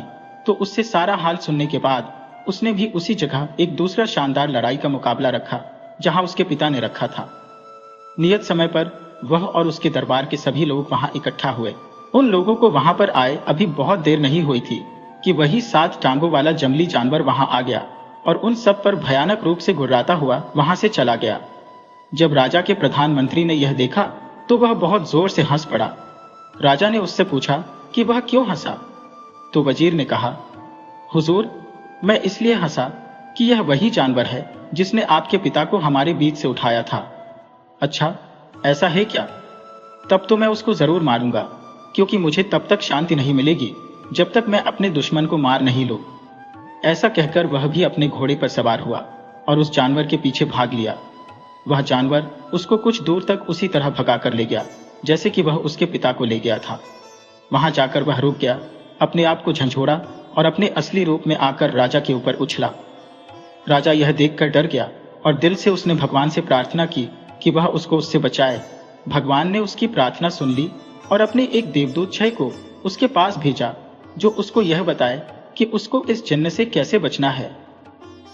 देवदूत ने राजा कहा, यह जिन्न सबसे ज्यादा ताकतवर जिन्न है। अगर इसके शरीर के खून की एक भी बूंद जमीन पर गिर गई और तब तक यह जिंदा है तो उससे तुरंत ही एक और ऐसा ही जिन्न पैदा हो जाएगा। फिर वह उछलकर तुम्हारे ऊपर कूद पड़ेगा और तुम्हारे शरीर के टुकड़े टुकड़े कर देगा। मगर तुम डरो नहीं। लो, तुम यह 2 फल वाला तीर लो और इससे इस जिन्न की दोनों आंखें फोड़ दो। इससे यह नीचे गिर जाएगा और मर जाएगा। इस तरह से वह देवदूत उसको वह 2 फल वाला तीर देकर वहां से गायब हो गया। तीर से लैस होकर राजा आगे बढ़ा। वह उस जिन्न से करीब 40 मिनट तक लड़ा। आखिर में उसने अपना वह दोहरे फल का तीर उसकी आंखों में मार दिया, जिससे वह मर गया। जब राजा ने पक्का कर लिया कि उसका दुश्मन मर गया है तो उसने अपनी तलवार निकाली और उसका सिर काट लिया। उसको उसने अपने एक तीर की नोक पर रखा और वापस महल की तरफ चल दिया। वहां जाकर उसने उसको अपने महल के 12,000 कमरों में से एक कमरे में रख दिया।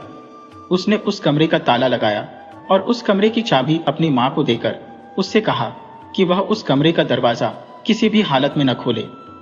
पर क्योंकि उसने अपनी मां को यह नहीं बताया कि उसने उस कमरे में इतनी सावधानी से क्या चीज बंद कर रखी थी, उसकी मां ने सोचा कि शायद उस कमरे में कोई खास खजाना बंद होगा। यह सोचकर उसके मन में उसको देखने की इच्छा हो आई। सो एक दिन वह उस कमरे की तरफ गई और उसने उसका दरवाजा खोल दिया। उसको उस कमरे में कुछ दिखाई नहीं दिया क्योंकि उसके बेटे ने उस जिन्न का सिर एक कोने में फेंक दिया था। हाँ, उसको एक हंसी की आवाज जरूर सुनाई दी और फिर ये शब्द, तेरा बेटा एक जिन्न है, उससे बचकर रहना, वह एक जिन्न है। किसी समय वह तुझे भी मार देगा जैसे उसने मुझे यानी तेरे पति को मारा है। अगर तू जिंदा रहना चाहती है तो तू उसको महल के बाहर निकाल दे। राजा की मां ने पूछा, अरे यह आवाज कहां से आ रही है और यह तुम क्या कह रहे हो? वही आवाज फिर बोली, तू झूठ मूठ बीमार बनने का बहाना कर और अपने ठीक होने के लिए उससे मादा चीते का दूध मनवा। उसे कह कि वह यह काम करने के लिए खुद वहां जाए और उसको लेकर आए। अगली सुबह भारी और दुखी दल से राजा एक जंगल की तरफ जाता देखा गया, जहां चीते और दूसरे जंगली जानवर घूमते हुए देखे जाते थे। जल्दी ही उसको एक मादा चीता दिखाई दे गई, जो अपने 2 बच्चों के साथ धूप में बैठी हुई थी। मादा चीता इस आराम के लिए उसकी बहुत कृतज्ञ हुई। उसने ऊपर की तरफ देखा और उससे नीचे उतरने की प्रार्थना की। उसने उससे पूछा कि इसके बदले में उसको क्या चाहिए। राजा ने उससे कहा कि उसको कुछ नहीं चाहिए सिवाय उसके थोड़े से दूध के, जो उसे उसकी बीमार मां के लिए चाहिए था। मादा चीते ने तुरंत ही उसकी बोतल अपने दूध से भरकर उसको दे दी, जो वह अपने साथ लेकर आया था। फिर उसने उसको अपने कुछ बाल दिए और उससे कहा, जब भी कभी तुम किसी मुश्किल में हो तो इन बालों को सूरज को दिखा देना, मैं तुम्हारी सहायता के लिए तुरंत ही आ जाऊंगी। राजा ने उसका वह दूध और उसके बाल लिए और घर आ गया। जब रानी मां ने उसको मादा चीते का दूध लाता देखा तो उसे लगा कि शायद वह वाकई कोई जिन्न था। उसने अपने दिल में उसको मारने का पक्का इरादा कर लिया। वह फिर उस कमरे में गई जिसमें वह सिर रखा था और उसे अपना पूरा हाल बताया। तो उस बोलने वाले ने उससे कहा, इस बात से यह पता चलता है कि वह वाकई में एक जिन्न है। एक जिन्न के अलावा कोई और किसी मादा चीते का दूध ला ही नहीं सकता। तू जल्दी से जल्दी उसे मारने का इंतजाम कर। रानी मां बोली, पर मैं उससे कैसे छुटकारा पाऊं? आवाज फिर बोली, इस बार जब वह तुझसे दोबारा मिलने आए और तेरा हाल पूछे तो तू इससे कहना कि तू अभी भी बहुत कमजोर और बीमार महसूस कर रही है। मादा चीते के दूध ने तेरे ऊपर कुछ ज्यादा असर नहीं किया, पर सुना है एक राजकुमारी है जो फला फला ऊंची पहाड़ी पर एक किले में अकेली रहती है। अगर वह तेरे पास आ जाए और तुझे छू ले तो उसके छूने से ही तू ठीक हो जाएगी। यह सुनकर तेरा बेटा उस भयानक किले में जाएगा तो निश्चित रूप से रास्ते में ही मारा जाएगा। अगले दिन शाम को जब राजा अपनी मां को देखने गया और उससे पूछा, मां, अब तुम कैसी हो? क्या अब तुम पहले से कुछ अच्छी हो? रानी मां रोती हुई सी बोली, कहां बेटा, इस मादा चीते के दूध ने तो मुझे बिल्कुल भी फायदा नहीं किया। पर कल मैंने एक सपना देखा कि एक राजकुमारी है जो फला फला ऊंची पहाड़ी पर एक किले में अकेली रहती है। अगर वह मेरे पास आ जाए और मुझे छू ले तो उसके छूने से ही मैं बिल्कुल ठीक हो जाऊंगी। जब तक वह यहां नहीं आती और मुझे नहीं छू लेती, मैं ठीक नहीं हो सकती। राजा बोला, मां, थोड़ा धीरज रखो, मैं उस राजकुमारी को तुम्हारे पास जरूर लेकर आऊंगा। अगर नहीं ला सका तो राज्य छोड़ दूंगा। सो अगली सुबह राजा ने अपना सबसे तेज भागने वाला घोड़ा उठाया और उस पर बैठकर अपनी उस खतरनाक यात्रा पर चल दिया। वह मादा चीते के दिए हुए जादू को, बालों को साथ ले जाना नहीं भूला था। जैसे ही सूरज निकला उसने वे बाल सूरज को दिखाए। तुरंत ही मादा चीता और उसके दोनों बच्चे वहां आ गए। मादा चीते ने पूछा, क्या बात है? राजा बोला, फला फला जगह एक राजकुमारी अकेली रहती है और तुम्हें उसको लाना है? यह तुम नहीं कर सकते। कई लोगों ने उसको वहां से लाने की कोशिश की है क्योंकि राजकुमारी बहुत सुंदर है, पर कोई भी अब तक उसके पास भी नहीं पहुंच सका है। राजा बोला, मैं कोशिश करूंगा, चाहे इस कोशिश में मेरी जान ही क्यों न चली जाए। ये कहते हुए राजा वहां से चल दिया। मादा चीता अपना भला करने वाली को इस तरह अपने को छोड़कर जाते हुए नहीं देख सकती थी। सो वह अपने दोनों बच्चों के साथ उसके पीछे पीछे दौड़ी और उससे अपने ऊपर चढ़ जाने को कहा। राजा उसके ऊपर बैठ गया और वे सब कुछ ही देर में उस किले के पास पहुंच गए। वहां पहुंचकर मादा चीता राजा से बोली, देखो, यहाँ पर इस किले के 3 दरवाजे हैं। राजकुमारी के पास पहुंचने से पहले उन तीनों दरवाजों से होकर गुजरना जरूरी है। पहले दरवाजे के पास एक बहुत बड़ा लोहे का टुकड़ा रखा है, जिसको एक लकड़ी की कुल्हाड़ी से तोड़ना जरूरी है, नहीं तो दरवाजा नहीं खुलेगा। दूसरे दरवाजे के पास एक नकली गाय खड़ी है, जिसके चारों तरफ असली जिन्न खड़े हैं। अगर कोई भी आदमी उस गाय को दूध सकता है तो वह उस दरवाजे में से होकर जा सकता है, और अगर नहीं तो हो पाता तो वे जिन्न लोग उसको मार देते हैं। तीसरे दरवाजे के पास राजकुमारी खुद बैठती है। अगर वह तुमसे खुश है तो वह तुम्हारा स्वागत करेगी, और अगर खुश नहीं है तो वह तुमको मार डालेगी। यह सब सुनकर तो राजा बहुत ही डर गया। उसने मादा चीते से उसकी सहायता की प्रार्थना की। मादा चीता बोली, ठीक है, मैं तुम्हारी सहायता करूंगी। मेरे पास एक जादू है जिसकी सहायता से मैं उस लोहे के टुकड़े में घुस जाऊंगी, और जब तुम उसको अपनी लकड़ी की कुल्हाड़ी से तोड़ोगे तो मैं उसको 2 टुकड़ों में तोड़ दूंगी। चौकीदार सोचेगा कि तुमने वह लोहे का टुकड़ा तोड़ा है और वह तुमको पहले दरवाजे से अंदर जाने देगा। तभी मादा चीते के दोनों बच्चों में से एक बच्चा बोला, और मैं उस गाय की मूर्ति में घुस जाऊंगा और उसको दूध देने पर मजबूर कर दूंगा, और उसके पास खड़े जिनों को जब तुम दूध दूह रहे होगे तो उनको तुमसे दूर रखने में सहायता करूंगा। इस तरह से तुम दूसरे दरवाजे से होकर निकल जाओगे। इसके बाद मादा चीते के दूसरे बच्चे ने कहा, और मैं राजकुमारी की आंखों में अपना जादू डाल दूंगा, जिससे जब वह तुम्हारी तरफ देखेगी तो तुम उसको सूरज की तरह से चमकीला पाएगी।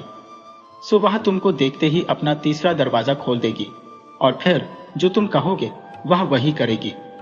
सो उन तीनों ने अपने अपने वायदे वफादारी से निभाए। इस तरह से राजा तीसरे दरवाजे के पार पहुंच गया। राजकुमारी ने जैसे ही उसको देखा तो उसकी बहादुरी और सुंदरता से बहुत प्रभावित हुई। उसने राजा से अपने साथ शादी करने के लिए कहा। मादा चीता और उसके दोनों बच्चे अपनी माद में लौट गए। कुछ दिन बाद ही राजा राजकुमारी को लेकर राजमहल पहुंचा और जाकर मां से बोला, मां, उस जगह को जाने वाला रास्ता बहुत खतरनाक था। मैं तो रास्ते ही में मर जाता अगर मादा चीता और उसके 2 बच्चों ने मेरी सहायता न की होती। भगवान को धन्यवाद दो कि मैं सही सलामत वापस लौट आया। कुछ देर और बात करने के बाद उसने मां को जिन्न के सिर के बारे में बताया कि वह उसके सामने सबसे पहले कैसे एक साथ टांगों वाले जानवर के रूप में प्रकट हुआ था, फिर कैसे वह उसको एक जगह भगाकर ले गया था, जहां जाकर वह अपने असली रूप में बदल गया, एक बहुत बड़े भयानक जिन्न के रूप में। वह उस पर कूदने को ही था, उसको मारकर खाने वाला ही था, जैसे कि उसने उसके पिता के साथ किया था, कि तभी भगवान के भेजे हुए दूत ने उसको बचा लिया। उसकी मां तो यह सुनकर ताज्जुब में पड़ गई। वह बोली, बेटे, तब तो मुझे धोखा दिया गया था। उस दिन की शाम को जब तुमने मुझसे महल की चाबियां मांगी थी, तब मैं उसके कई कमरों को देखने गई। तब मैं एक ऐसे कमरे के दरवाजे पर आई जिसमें से मुझे हंसी की आवाज सुनाई दी। मैंने सोचा कि देखूं तो इसमें कौन हंस रहा है। सो मैंने उसका ताला खोला और अंदर गई तो मुझे एक आवाज आई, ध्यान देकर सुन, तेरा बेटा एक जिन्न है जो तुझको खा जाना चाहता है। मैं तेरे पति का सिर हूं। उसने मुझे मारा तो तू उसे मार दे, नहीं तो वह तुझे भी मार देगा। मेरे बेटे, मैंने उसकी बातों पर विश्वास कर लिया और उसी की सलाह पर मैंने इस आशा में तुझे मादा चीते का दूध लाने भेजा कि वह तुझे मार देगी। पर जब तू मादा चीते से बचकर आ गया तो फिर मैंने उसी सिर की सलाह पर राजकुमारी को लाने भेजा। मैं जानती थी कि वहां का रास्ता खतरों से भरा है, फिर भी पर भगवान तेरे साथ था। उसी ने तुझे अपना देवदूत तेरे पास भेजकर तुझे रास्ता दिखाया और उसी ने मादा चीते के रूप में तेरी सहायता की। उस भगवान को लाख लाख धन्यवाद कहकर उसने अपने बेटे को गले लगा लिया और बहुत जोर से रो पड़ी। इन घटनाओं के कुछ दिन बाद ही राजा और राजकुमारी की शादी हो गई और सब लोग शांति से बहुत दिनों तक खुशहाली में रहे।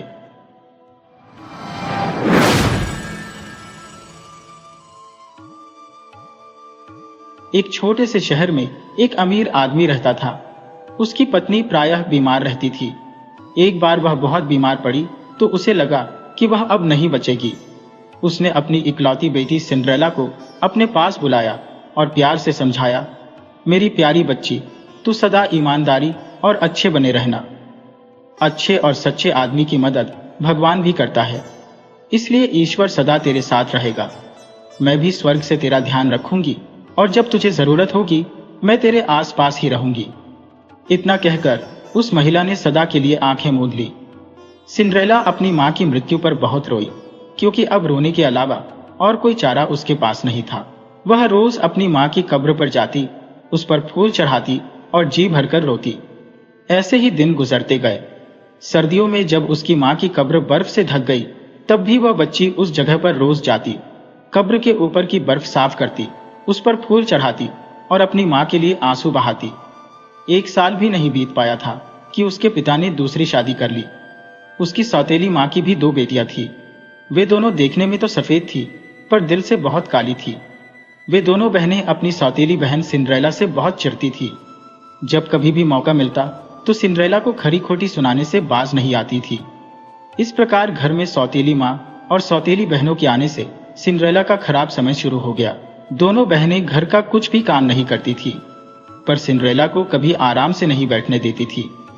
कभी उसे मूर्ख और गंवार कहकर उसका अपमान करती, तो कभी कहती, जो रोटी खाना चाहेगा तो उसे इसके लिए काम भी करना पड़ेगा। तू तो रसोई में ही ठीक रह सकती है, जा रसोई में, यहाँ क्यों बैठी है। उन दोनों बहनों ने सिंड्रेला के सारे खिलौने और सुंदर सुंदर कपड़े भी उससे छीन लिए तथा अपने पुराने तथा भद्दे से कपड़े उसे पहनने के लिए दे दिए और उसके सुंदर से जूतों की जगह उसे लकड़ी के जूते बनवा कर दिए, ताकि जल्दी जल्दी वह जूते न तोड़े। उसे भद्दे और मैले कपड़े पहनाकर दोनों सौतेली बहन जी भरकर उसका मजाक बनाती। अपने पिता से भी अपना दुख कह नहीं सकती थी, क्योंकि एक तो वह सारा दिन व्यापार में व्यस्त रहता और दूसरे वह अपनी दूसरी पत्नी के मामले में दखल देना नहीं चाहता था।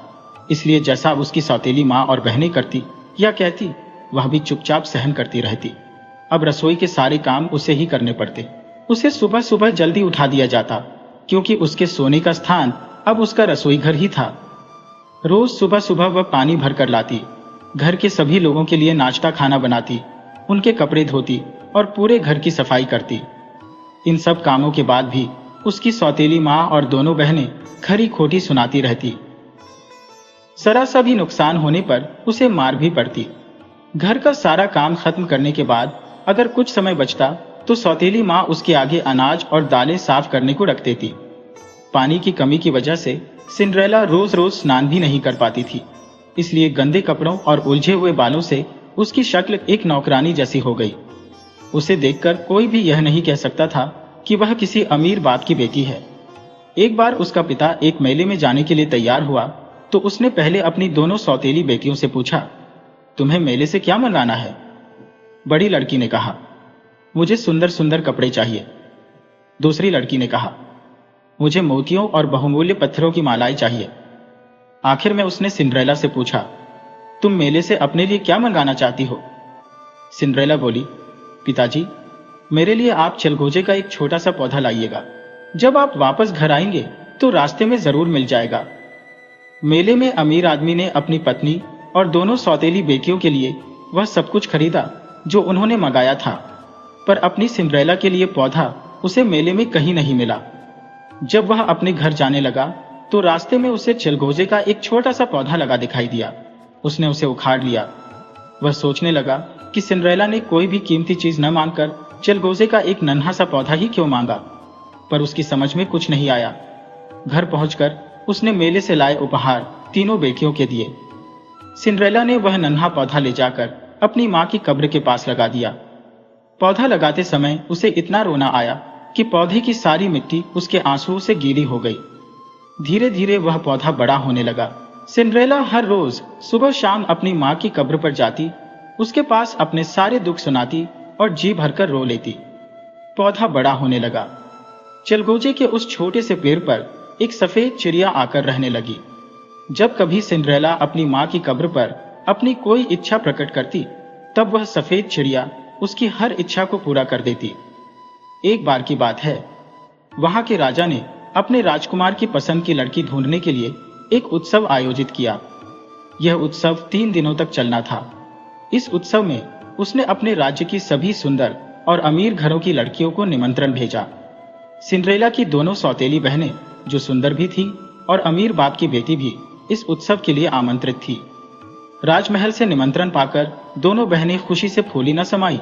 उन्होंने सिंड्रेला को बुलाकर अपनी कंधी करवाई, फिर उससे अपने जूतों पर पालिश करवाई, उसी से उन जूतों के फीते बनवाए और फिर अच्छी तरह सज धज कर दोनों बहनें बोली, तू घर का सारा काम ठीक ढंग से करना, हम दोनों राजमहल के उत्सव में जा रही हैं। उन दोनों के जाने के बाद सिंड्रेला को बहुत रोना आया, क्योंकि वह खुद भी इस उत्सव में जाना चाहती थी, पर उसके पास न ही सुंदर कपड़े थे और न ही सुंदर जूते। उसने अपनी सौतेली मां से महल में जाने की अनुमति मांगी तो वह चीख कर बोली, तू भाग्यहीन तो पूरी तरह से चूल्हे की राख से अटी हुई है। राजकुमार के विवाह में जाएगी? भाग यहां से और चुपचाप घर का काम कर। यह उत्सव तेरे लिए नहीं है। सिंड्रेला फिर भी अपनी मां से अनुनय विनय करती रही तो सौतेली मां ने तंग आकर 2-3 दालें मिलाकर उसे साफ करने के लिए बोली, अगर तू ये तीनों दालें 2 घंटे में अलग कर देगी तो मैं तुझे जाने की अनुमति दे सकती हूँ। सिंड्रेला ने दालों की वह थाली चुपचाप उठाई और बाहर बाग में बैठकर अपनी माँ को याद करके रोने लगी। वह सोचने लगी कि अगर उसकी अपनी माँ आज जिंदा होती तो वह भी इस उत्सव के लिए जरूर जाती। तभी वह सफेद पक्षी उसके पास आया और थोड़ी ही देर में उसने सारी दालें अलग कर दी। सिंड्रेला की खुशी का ठिकाना न रहा। वह 1 घंटे बाद जब तीनों दालें अलग करके अपनी सौतेली माँ के सामने पहुंची तो सौतेली माँ हैरान रह गई, क्योंकि उसने तो सोचा था कि सारा दिन लगाने पर भी यह लड़की इन दालों को अलग नहीं कर पाएगी। अब भी वह उसे उस उत्सव में जाने नहीं देना चाहती थी। वह बोली, तू इस राजमहल के उत्सव में कैसे जा सकती है? न तो तू साफ सुथरी है, न ही तेरे पास सुंदर कपड़े और जूते हैं। राजमहल के सारे लोग तेरा मजाक बनाएंगे और इससे तेरे पिता की भी बदनामी होगी। इतना कहकर वह अपनी दोनों बेटियों के साथ घोड़ा गाड़ी में बैठकर राजमहल की ओर चल दी। अब घर में उसके सिवाय और कोई नहीं था। वह दौड़कर अपनी माँ की कब्र पर गई और उस चलगोजे के पेड़ के नीचे बैठकर रोते हुए बोली, ओ प्यारे नन्हे पेड़, खुद को थोड़ा हिला डुला और मुझ पर सोना चांदी गिरा। इतना कहते ही उस नन्हे से पेड़ से उसकी गोदी में सोने चांदी से खड़े कपड़े आ गिरे और साथ ही मखमल की सुंदर सी जूतियां भी, जिन पर चांदी की कढ़ाई की हुई थी। सिंड्रेला उन दोनों चीजों को लेकर घर की ओर दौड़ी और जल्दी से नहा धोकर उन कपड़ों और जूतियों को पहनकर महल की ओर चल दी। वह भी पैदल वाले छोटे रास्ते से चलकर नाच शुरू होने से पहले राजमहल में पहुंच गई। उसकी सौतेली माँ और सौतेली बहनों की नजर जब उस पर पड़ी तो वे उसे बिल्कुल नहीं पहचान पाई, क्योंकि वह इस समय सोनी चांदी से खड़े कपड़े और मखमली जूते पहनकर पूरी तरह राजकुमारी लग रही थी। नाच शुरू होने के कुछ देर बाद राजकुमार सिंड्रेला के पास आया और उसके साथ नाचने की इच्छा व्यक्त की। वह खुशी से राजकुमार के साथ नाचने लगी। जब राजकुमार बहुत देर तक सिंड्रेला के साथ ही नाच करता रहा तो उस उत्सव में आई अन्य सभी लड़कियों को राजकुमार पर बहुत गुस्सा आया। जब कोई अन्य लड़की राजकुमार के साथ नाचने के लिए उसके पास जाती तो वह कहता, अभी नहीं, बाद में। इस तरह राजकुमार सिंड्रेला के साथ नाचता रहा। धीरे धीरे शाम होने लगी तो सिंड्रेला का दिल घबराने लगा। वह राजकुमार से अपने घर वापस जाने की आज्ञा मांगने लगी, पर राजकुमार उससे इतना प्रभावित था कि उसका साथ छोड़ने के लिए तैयार नहीं था। वह खुद भी उसके साथ घर जाना चाहता था, क्योंकि वह यह जानना चाहता था कि इतनी सुंदर बेटी किसकी है और कहाँ रहती है। इधर सिंड्रेला को अपने घर पहुंचने की जल्दी थी, क्योंकि वह अपनी सौतेली माँ और बहनों से पहले घर पहुंचना चाहती थी। वह बहाना बनाकर राजकुमार से हाथ छुड़ाकर चुपचाप महल के पिछले दरवाजे से बाहर निकल गई। अपनी सौतेली माँ और दोनों बहनों के घर पहुंचने से पहले ही वह अपने पुराने कपड़े पहनकर घर के काम में लग गई। अपने सुंदर से कपड़े उसने उसी पेड़ के नीचे रख दिए। वह सफेद पक्षी उसे वापस ले गया। दूसरे दिन फिर उसकी सौतेली माँ अपनी दोनों बेटियों को पहले से ज्यादा सजा धजा कर राजमहल ले गई। उन तीनों के जाने के बाद वह दौड़ी दौड़ी अपनी माँ की कब्र पर गई और उस पेड़ को हिलाती हुई बोली, ओ मेरे प्यारे नन्हे पेड़, खुद को थोड़ा हिला डुला और मुझ पर सोना चांदी गिरा। उस पेड़ ने उस पर पहले की तरह सोने चांदी की कढ़ाई वाले कपड़े गिरा दिए। आज के कपड़े और जूते पिछले दिन के कपड़ों और जूतों से भी सुंदर थे। उन कपड़ों में वह जैसे ही राजमहल में घुसी, सबकी निगाहें उसी पर टिक गईं। राजकुमार भी उसे ढूंढता हुआ उसके पास पहुंच गया। वह उसका हाथ पकड़कर नाचने वाले हॉल में ले गया और उसी के साथ नाचने लगा। आज भी वह केवल उसके साथ नाचना चाहता था। लड़कियों की भीड़ में उसे केवल यही एक लड़की पसंद आई थी। जैसे ही शाम होनी शुरू हुई, वह घबराने लगी। उसे नाचने में कोई आनंद नहीं आ रहा था। वह अपनी माँ और बहनों से पहले अपने घर पहुंचना चाहती थी। जब उसने घर जाने की इच्छा व्यक्त की तो राजकुमार भी उसके पीछे पीछे चल पड़ा।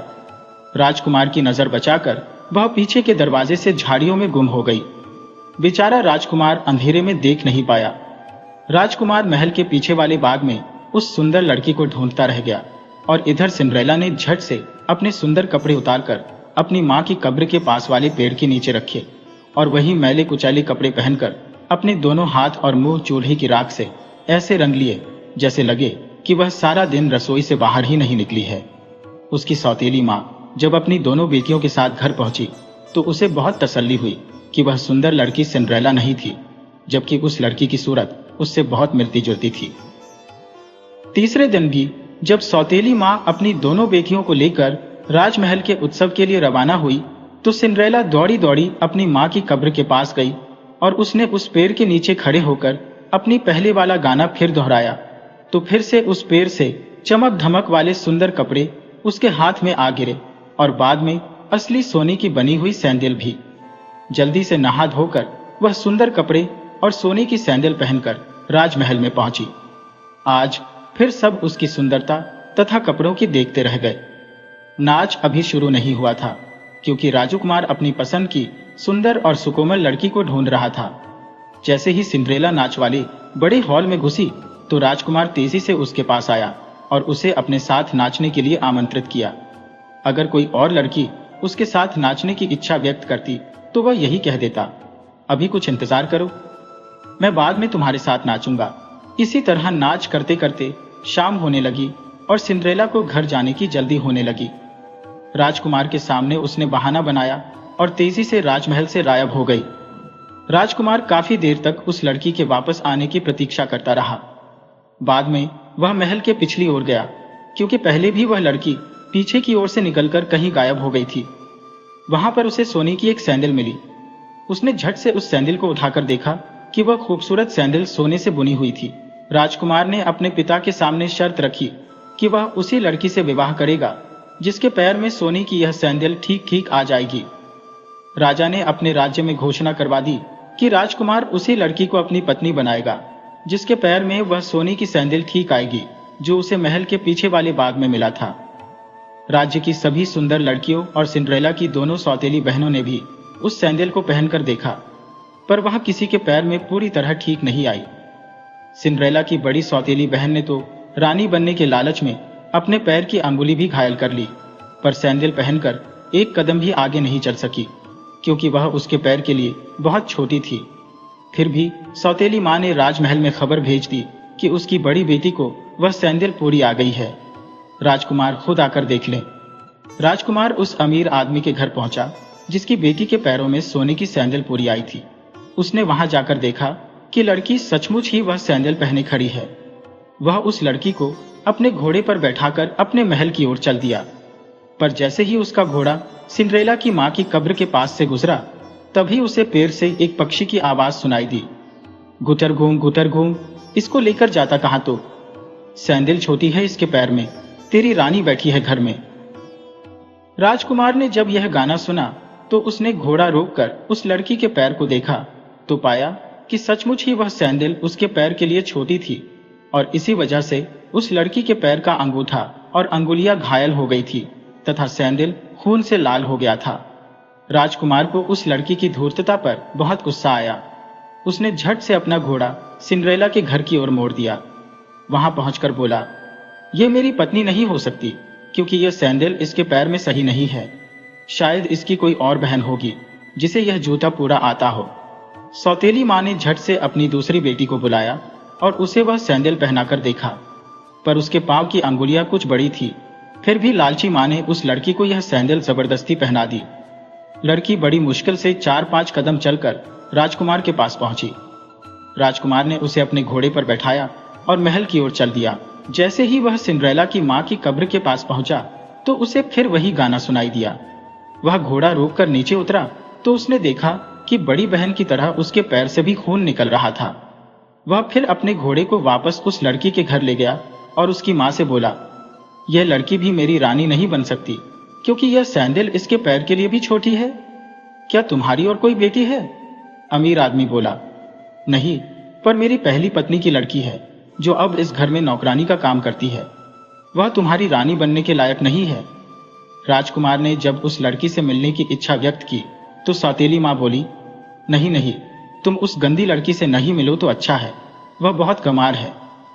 पर राजकुमार उसी क्षण उसी लड़की से मिलना चाहता था।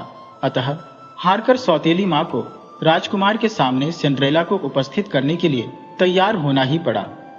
सिंड्रेला ने झट से अपने हाथ पैर और मुंह धोया और साफ कपड़े पहनकर राजकुमार के सामने आकर खड़ी हो गई। राजकुमार को वह चेहरा कुछ जाना पहचाना लगा। फिर भी वह चुप रहा। उसने सिंड्रेला को सोने की वह सैंडल पहनने का हुक्म दिया।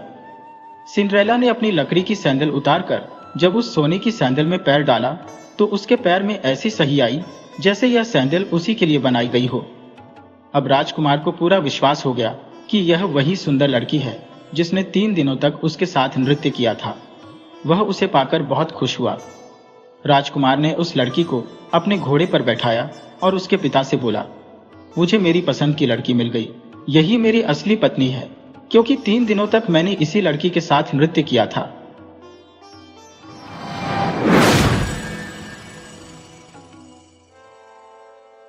वीडियो अच्छी लगी हो तो इसे लाइक करें और ऐसी ही मज़ेदार कहानियों के लिए चैनल को सब्सक्राइब करें और बेल आइकन दबाएं। ज़्यादा से ज़्यादा अपने दोस्तों को शेयर करें। धन्यवाद।